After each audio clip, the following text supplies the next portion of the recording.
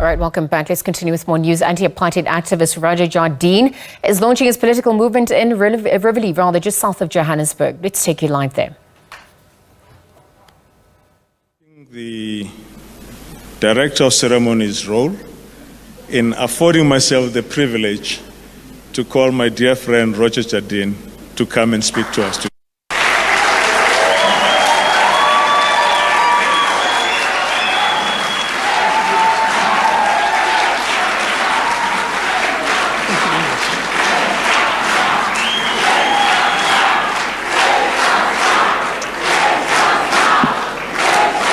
Thank you. Great.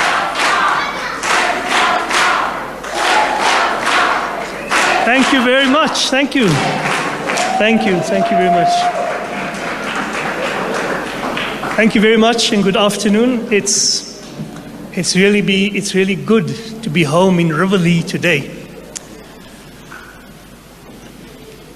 Away massacres.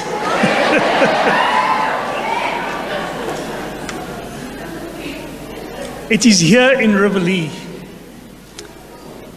that I learned the eternal values of community, solidarity, and friendship. I've come home today, and it's really good to be home.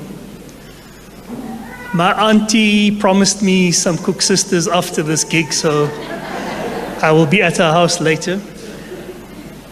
But I came home because I think it's the right thing to do, to tell the community of a major decision that I've made, and to ask for your wise counsel, for your prayers, and for your advice.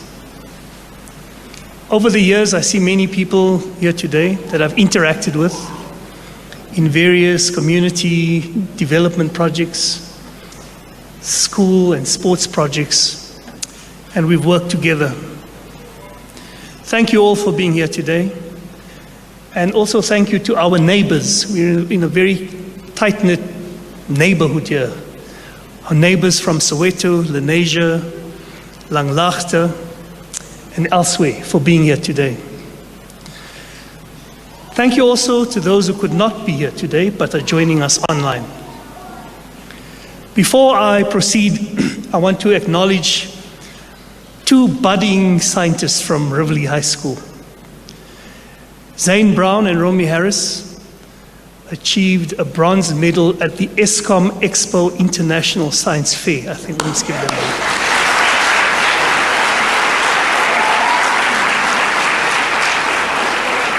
And Riverlea keeps getting better because they got this award for an innovative approach to implementing an automated watering system equipped with real-time monitoring capabilities to regulate water supply, to ensure that plants receive the ideal moisture level while minimizing water consumption. That happened in Riverlea, people. Congratulations.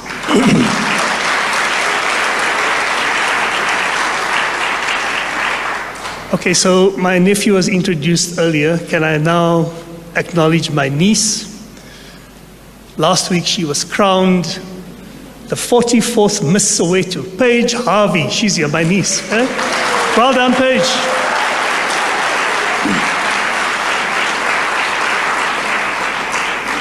I also want to welcome the Riverlea Yellow Roses Club for older persons, and the chairperson, Mrs. Noreen Watson, is here.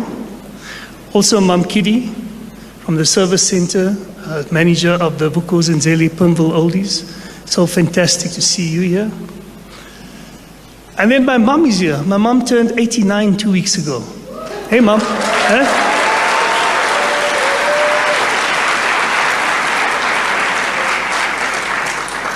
When my father was released from detention after nearly 1 year in solitary confinement, he was more concerned about my mother than himself.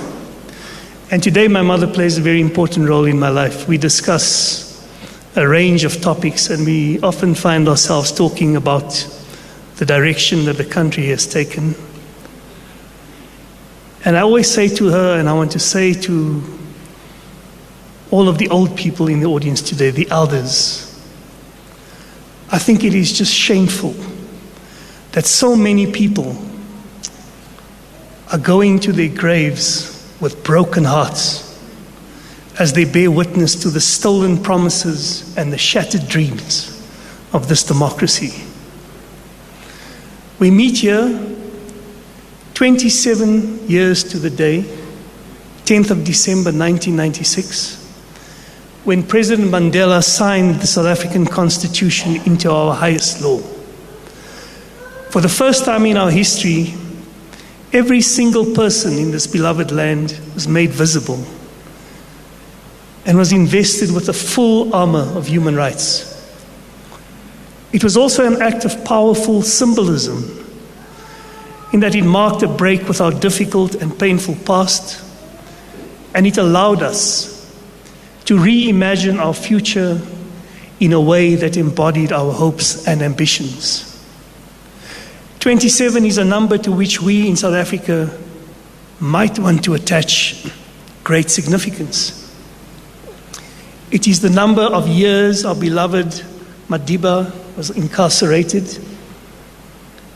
He left as a prisoner of one country and later emerged as the inspiring leader of another.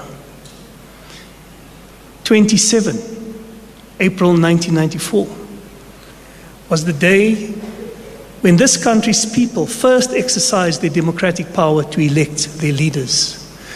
Today, 27, is also the span of years between a country once exhilarated at the chance to claim the promise of our Constitution and our current fraught land, and a people anxious at how their governors, through neglect, hubris, and greed, have turned that Constitution into an act of cynicism and irrelevance. We also mark the passage of 27 years since our Constitution was written into law. This present moment feels like a hinge of history. It's a priceless opportunity to keep the promise that we all made in 1994. It's unkept and unfulfilled by those entrusted with this task. Like millions of others, I have watched the decay in state governance erode and degrade our vast national heritage.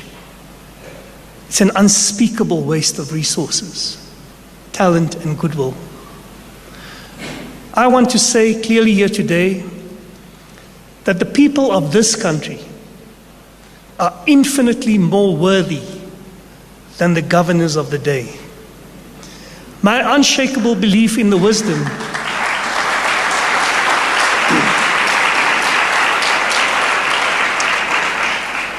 My unshakable belief in the wisdom, the goodness, and the fortitude of South Africa's people compels me and those who have joined this project to be in your service as we secure our future. I am greatly moved to be here in Riverlea, my hometown, the place of my birth. This place that forms the tapestry of apartheid. Its ghettoized dumping grounds are like the rest of the southwestern townships. From Riverlea to Soweto, to Eldorado Park in Lenasia, to the vast sprawls of the townships of the Vaal.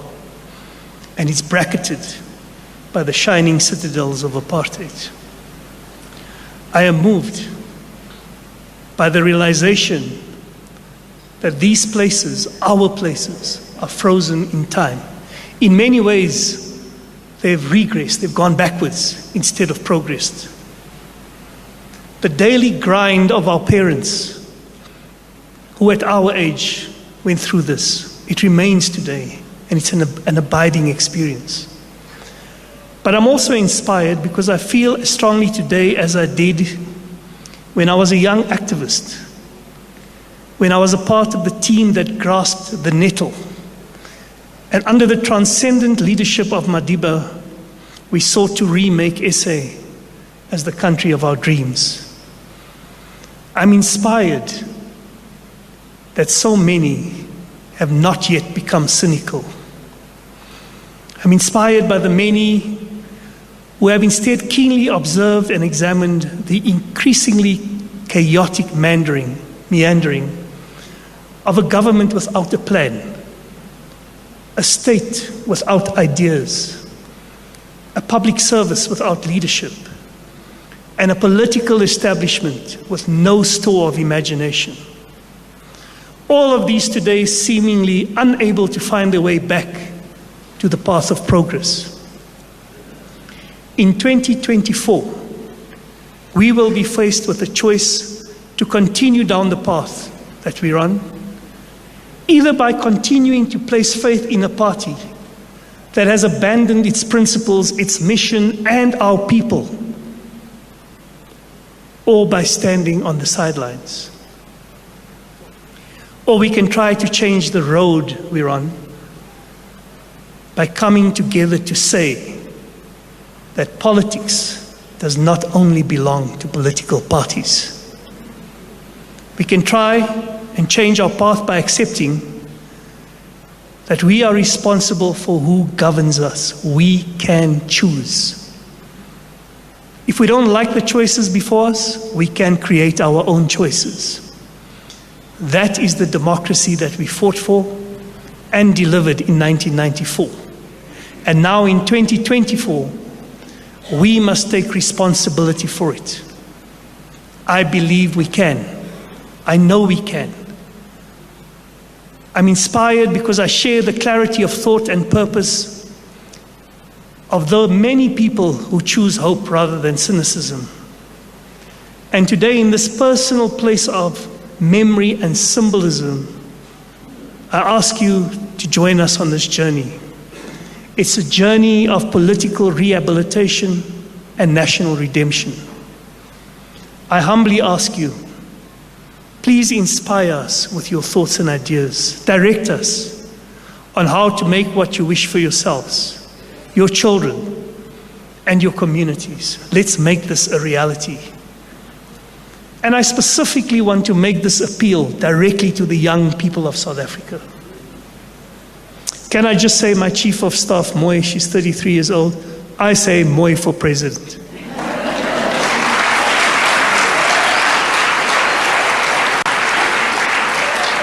I'm directing this to the young people of this country. Join us. Invest in us with your energy, your dynamism, your determination, your new ideas. While you are rightly jaded by the mediocrity of the state and our politics, you are rightly frustrated at the lack of pathways to fulfill your potential. We want you to know that you are vital to the important task of remaking our country. Join us in this intergenerational effort to reclaim a future lost to complacency and selfishness. The country, the future is yours. So what does this mean in practical terms? Over these last many months, we have looked deeply into what keeps South Africa and South Africans from making progress. And we have looked deeply within ourselves and have applied a resolute examination of our egos, our abilities, and our skills. We have concluded that the task could not be more urgent and that we are obliged to act in the interest of our beautiful people and our great country.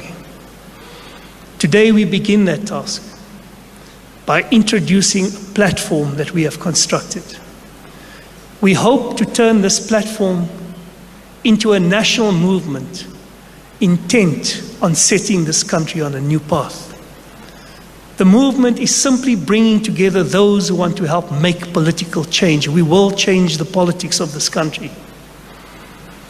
And if in 2024 you are not convinced by the choices, let's make our choices.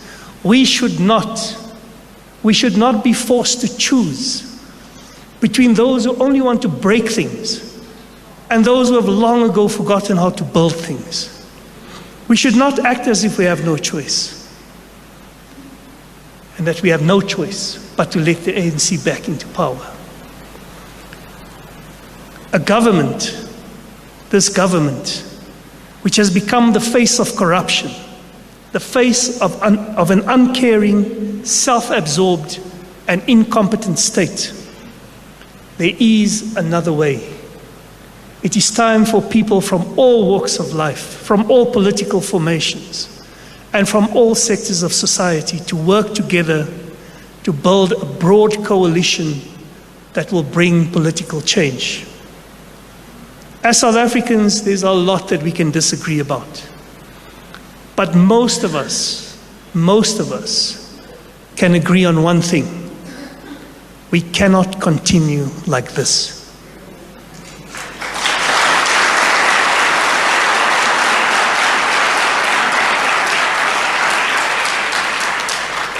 We cannot continue to give power to those who have sworn to uphold the constitutional promise to restore dignity, but instead on a daily basis are taking our dignity away from us. We cannot continue to allow those who are breaking the country to steal our children's futures. In 2024, we must come together and we must shape a common platform for the future. We must come together as South Africans and agree on common goals for the next government. We must do so because change starts now.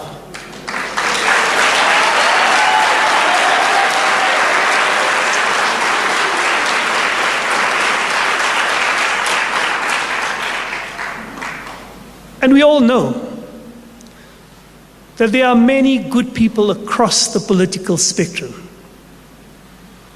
Let me start with the ANC. And let me say this. This ANC is not the ANC of my parents and my grandparents.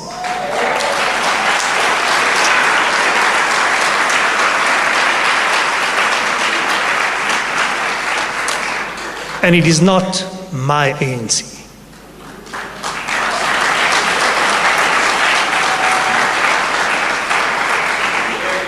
There are many people, there are many good people who have been silenced in the ANC. Their voices have been drowned out by populist impulses and feckless leadership. I have talked to many of the good people in the ANC on this journey. I have sought their counsel and advice. I have also sought the guidance of my elders, the veterans and the stalwarts. The message is clear. 2024 is not 1994. The world and our country are in a materially different place.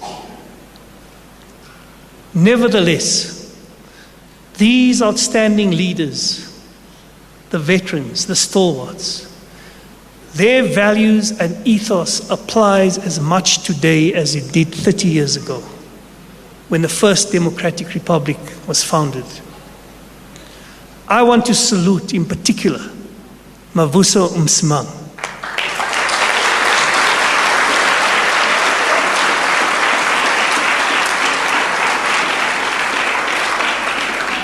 He is the living embodiment of the ANC of our parents and our grandparents. Indeed, he is the living embodiment of our ANC. I have sought his counsel and advice and will continue to do so in the hope that he will join our movement and guide us to a better place for all South Africans. The face of opposition politics in South Africa is also changing. Many people with intimate and historical ties to the liberation movement are reaching a tipping point. They are doing so because the dignity of our people is being stripped away. We must take action. Our choice at the election next year is between choosing a new face of government focused on the right things, or the current face of government that represents everything that is wrong with our society. The new government that we will work together to form must see the nurse in Tzaneen who works late and is scared to go home at night because of crime. Nurses have been robbed, attacked, and beaten between their homes and the clinic where they work. A new government that sees the brave policemen and women who put their lives on the line, but do not get their backing, because often some senior officers are involved in the criminal activities that they are trying to stop. We need a face of a new government that sees the young person in Bushbuck Ridge, where youth unemployment is almost 90%, and almost everyone lives in poverty. Bushbuck Ridge is 350 kilometers from Johannesburg. That young person cannot travel here and look for a job in Johannesburg. We need the face of a new government that sees the food store owner in Soweto, who loses 4,500 rand a day due to load shedding and blackouts. One store owner says he has 11 refrigerators in his shop, and his food starts rotting during load shedding. He cleans the fridges, but the smell lingers. And when customers to buy milk or meat, they come to buy milk or meat, they still smell it. We need a government that sees the single mother in Tembisa with 4 children, who spends nearly 5 hours each day and 40% of her salary commuting to and from work in Pretoria. Mamkidi mentioned this. We need a new government that sees the nearly 2.1 million households in South Africa that experiences hunger, with more than a quarter of these households having children 5 years old or younger. Have you seen the stories of mothers killing their children and themselves because they can no longer cope with poverty? In Toleni village in the Eastern Cape, a 38-year-old mother and her 3 children died recently. Police reported that she killed her children before taking her own life because they were starving. In Giyani in Limpopo, a 6-year-old is the sole survivor after her mother poisoned her and her sister before taking her own life. And the police investigating the case said she could no longer cope financially. We need a new government that shows care, empathy, and a deep connection with the daily struggles of our people. And we need a government that wants to fix a broken state. A new government that understands that change starts now.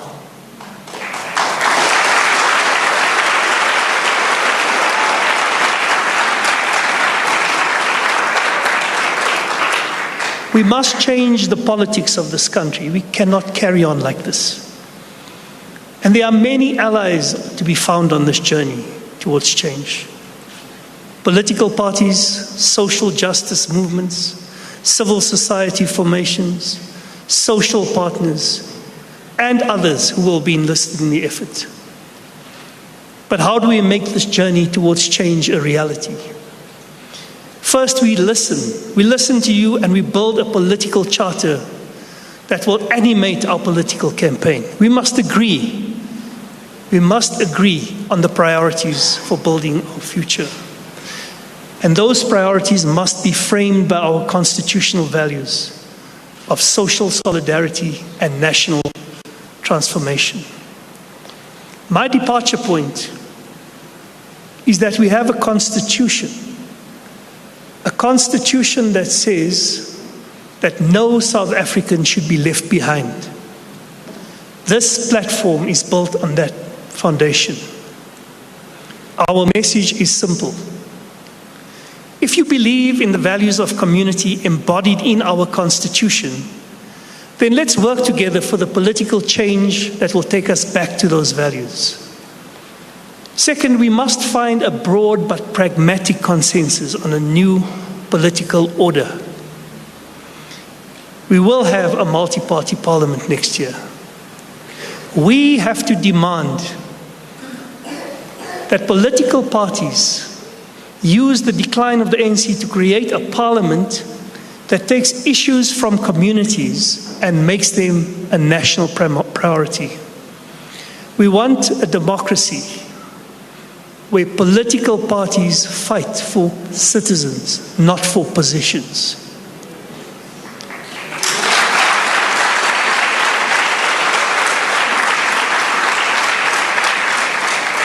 And linked to that, we must state that we do not want coalitions that think primarily about power. Instead, coalitions that center communities, their struggles, and their voices. Our campaign is not just a political movement, it's a call to unite, to come together with others, to form the broadest and most diverse coalition in our country's history. Our campaign aims to transform the South African landscape for the better. We aim to rekindle our dreams of change and possibility. Third, we will utilize the capacities and capabilities of every sector of our society. We have so many talented South Africans who want to serve this country.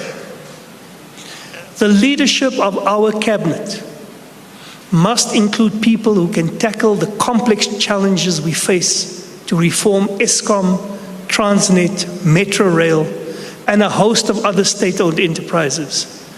And these are enterprises that we all know feed through the corruption that ends up aiding themselves instead of our economy and our development. We must change the culture where jobs are for politicians and their friends instead of competent, talented, patriotic South Africans.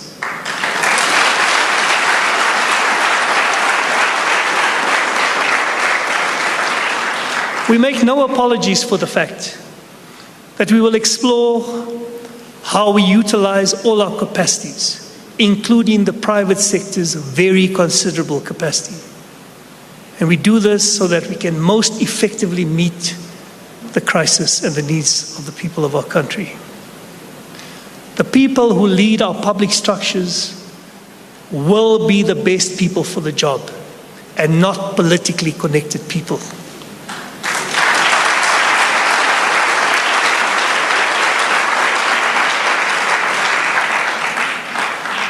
And so how do we get the government that we want?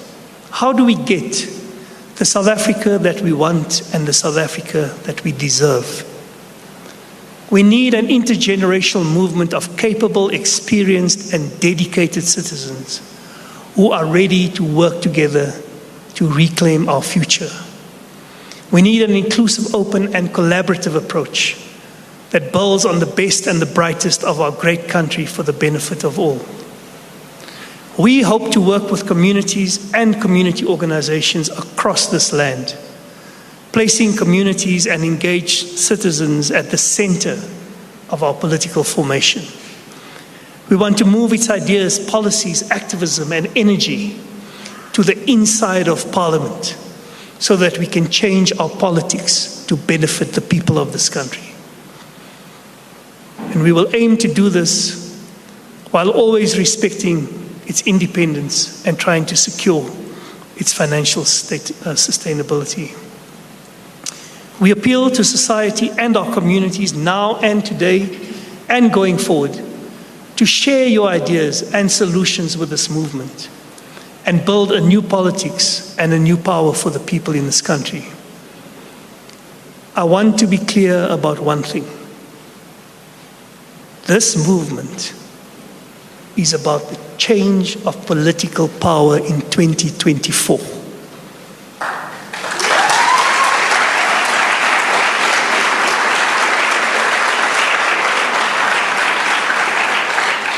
And it is about unity of purpose in reclaiming the promise of our constitutional democracy.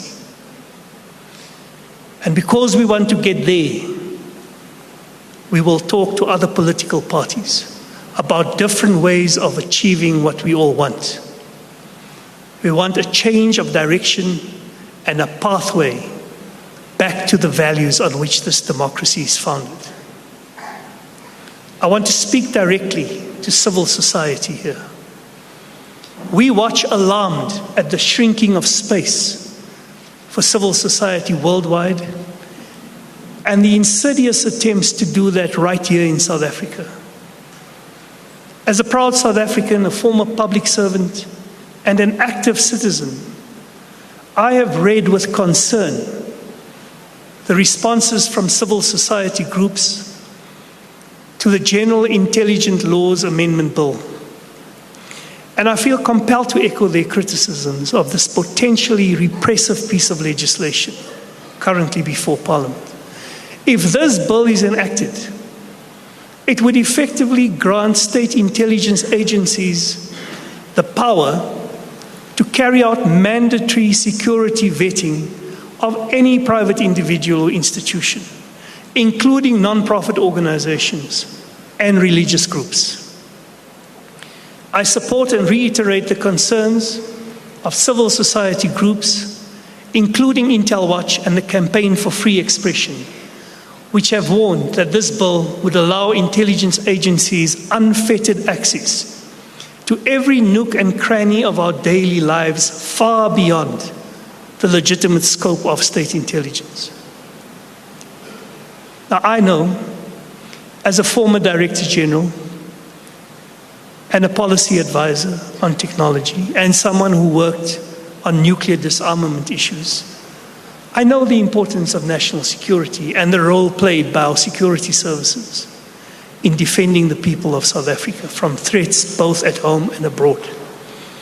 However, this bill goes too far, and it will turn us into a police state if we're not careful. We also know that the crisis of this country is not of civil society's making. This crisis is not caused by the media. It's not caused by the judiciary. It's not caused by the Constitution. They are the making of deeply unethical politicians and their kleptocratic cronies. That's who put us in this problem.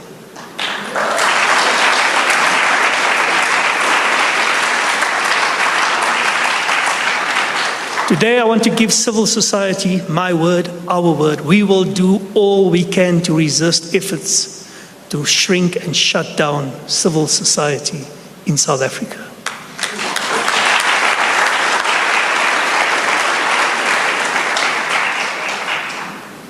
We believe in the rule of law and in our constitutional order. Communities throughout South Africa, like this one of Riverlea, feel desperately unsafe and at risk of crime and violence.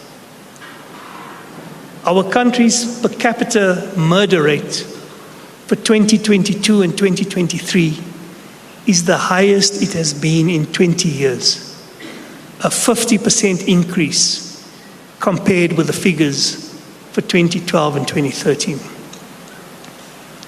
Sometimes we feel like the police have lost the war on crime. And often, our communities turn to vigilantism. We take matters into our own hands. For far too many citizens, everyday life is one of continual peril. And here's the rub: the glaring lack of any visible progress in holding those most responsible for state capture. The lack of holding them accountable gives us no confidence. It is hard to believe that this culture of impunity continues, of gross indifference. It's not going to change on its own. Of the 9 cases on state capture, the only developments we observe are cases being struck from the roll for want of preparation. Zero accountability, zero justice.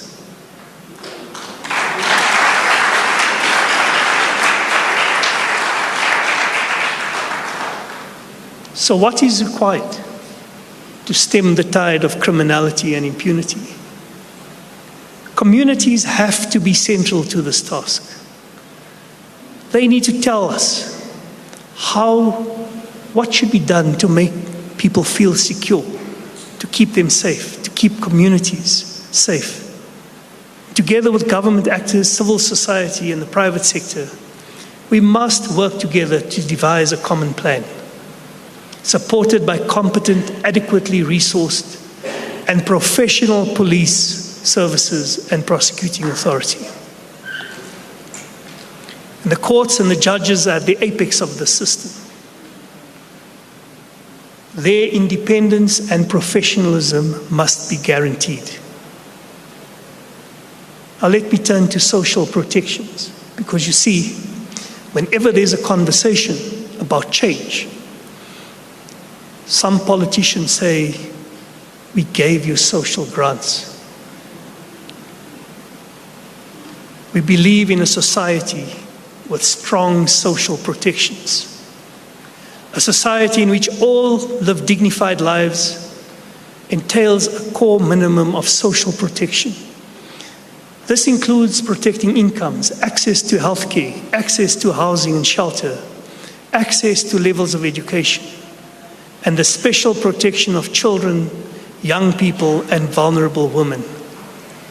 We maintain that systems to support social protection are investments in the future of all of us, regardless of social status. We cannot sleep soundly at night if we live in a nice house and you sleep in a warm bed in winter and you eat a hot meal. It cannot be that most South Africans do not have that. We are all in this together. Properly made, these investments unite our society. They break down barriers. They allow everyone to take advantage of all the opportunities our country and the world can offer. They change the order of society and they make our Constitution real. We believe in comprehensive social security. The social grant system, on which 19 million people now depend, has kept starvation away from the door of many. But most grants are simply insufficient to meet basic needs. They have not kept up with inflation, and they do not offer a path to a fulfilling life. It is simply intolerable that acute malnutrition stalks our very young children, causing death by starvation. It's intolerable that we have a country where 27.5% of children are stunted by malnutrition by the age of 5, when there is surplus of food available here, but no money to buy it. We must look seriously at all of the proposals that have been made by experts and civil society on these matters. We adopt this position not because we see them as a permanent state for beneficiaries. We adopt it because it is an essential way of supporting millions of people back into the economy and building decent, dignified livelihoods. These are measures that cannot be separated from our other strategies to rebuild the economy and deliver quality basic services and public goods. Some people say we cannot afford it. We say we cannot afford not to have it. Well, that was former First Rand chair and former anti-apartheid activist, Mr. Roger Jardine, who has just officially launched his political movement. Change starts now out in Riverlea here in Johannesburg, where he has called for people of South Africa to restore their dignity by taking action in the form of a new government. He says we need a government that prioritizes employment, safety and security, creates an environment where kids can roam freely without fear of being abducted and killed, where women are not subjected to poverty, inequality, as well as gender-based violence. A new government that understands that change starts now by championing the rights as well as well-being of its citizens.